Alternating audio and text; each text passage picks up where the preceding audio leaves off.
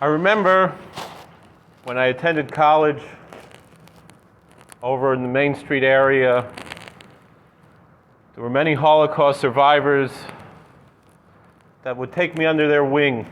There was a shtibel I would daven at, Rabbi Savitsky's shul, and the men there took a liking to me and tried to encourage me. And there was one Mr. Engel who I remember, a very pious and scholarly man. And he passed away, and at his funeral, someone told the following story. Mr. Engel had grown up in Poland. He was a young man when the Nazi terror swept.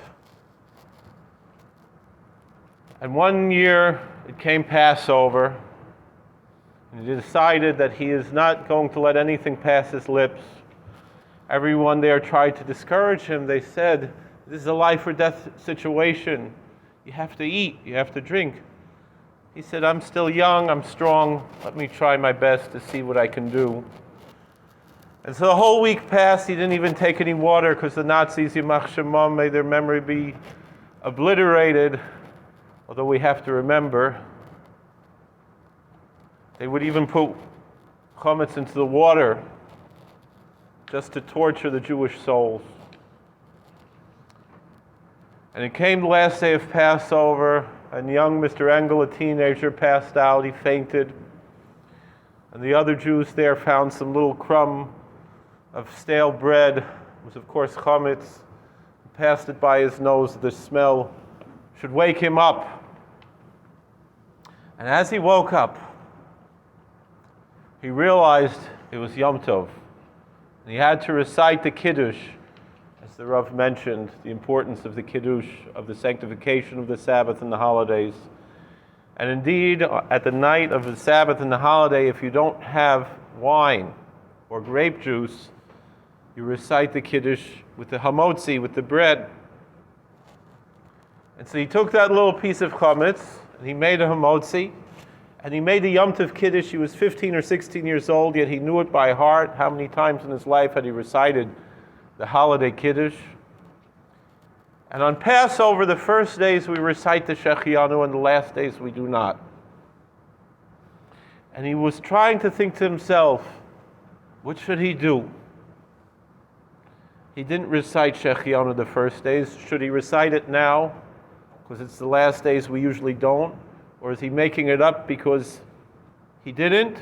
He decided to also make that Shechianu. And so when people ask where was God during the Holocaust, as the Kutzker Rebbe said, God is wherever the heart of man lets him in. And so as that man and many others, both the holy martyrs who we lost and the survivors, as they walked through the valley of the shadow of death, they knew that God was with them. And so now we recite the immortal words of King David.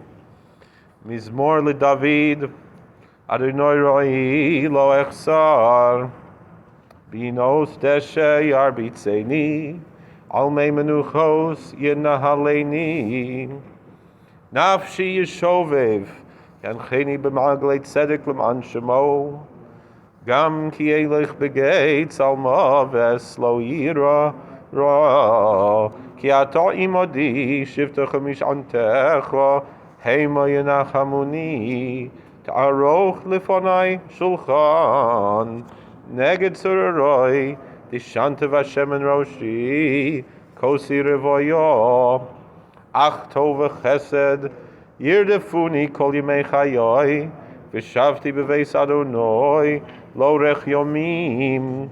A Psalm of David. The Lord is my shepherd, I shall not want. He maketh me to lie down in green pastures. He leadeth me beside the still waters. He restoreth my soul. He guideth me in straight paths for his name's sake. Yea, though I walk through the valley of the shadow of death, I will fear no evil, for thou art with me. Thy rod and thy staff, they comfort me. Thou preparest me a table before me in the presence of mine enemies. Thou hast anointed my head with oil.